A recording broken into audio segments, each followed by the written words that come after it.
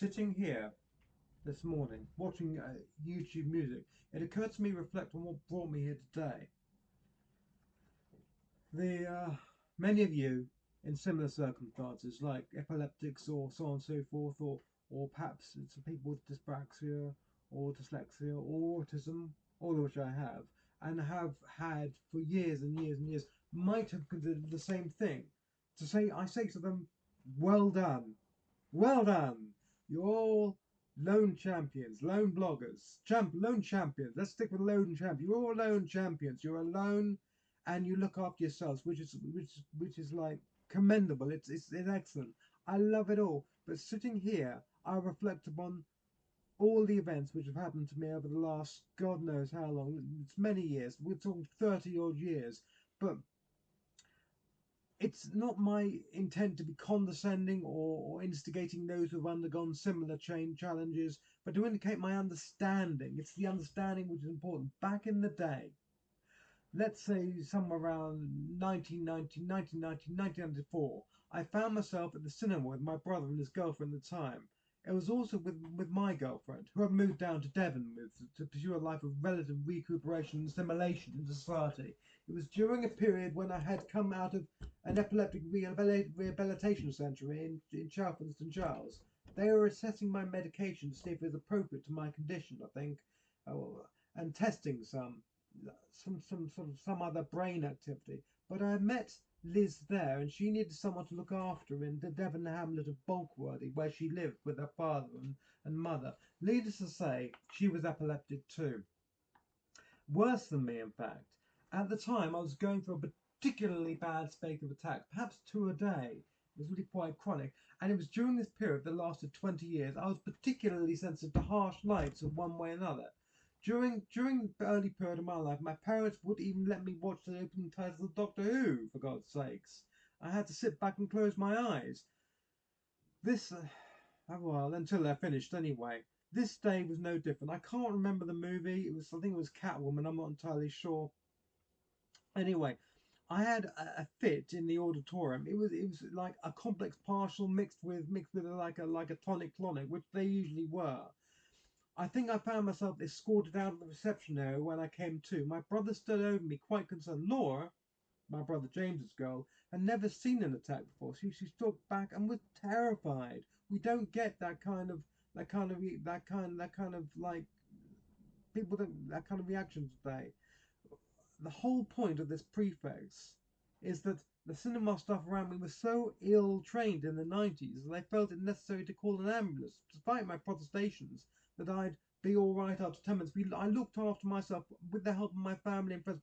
I looked after myself. We didn't get any of this care, this like the focusing on support plans and care plans and the care industry and so on and so forth. It was all down to the NHS services, all down to them. The privatisation of the NHS is like almost an abhorrence, but it might be necessary. But with the closure of the care homes and the instigation of new care homes, with the new Care Act of 2010, we have to reflect that things weren't exactly the same back in the day, and I had to experience. I went through this. I went through it on my own.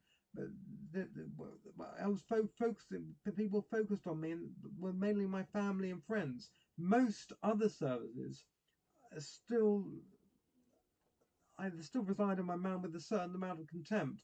I love the intent and declaration of the English NHS. Their insistence today on ongoing consent strikes me.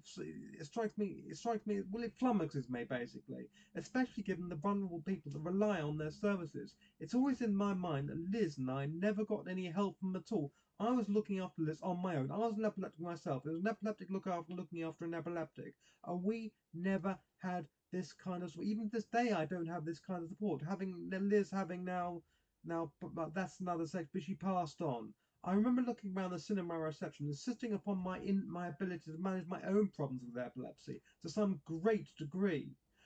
I had by that point formulated a way of managing my condition and integrating it into my life, though I was still a bit embarrassed by it.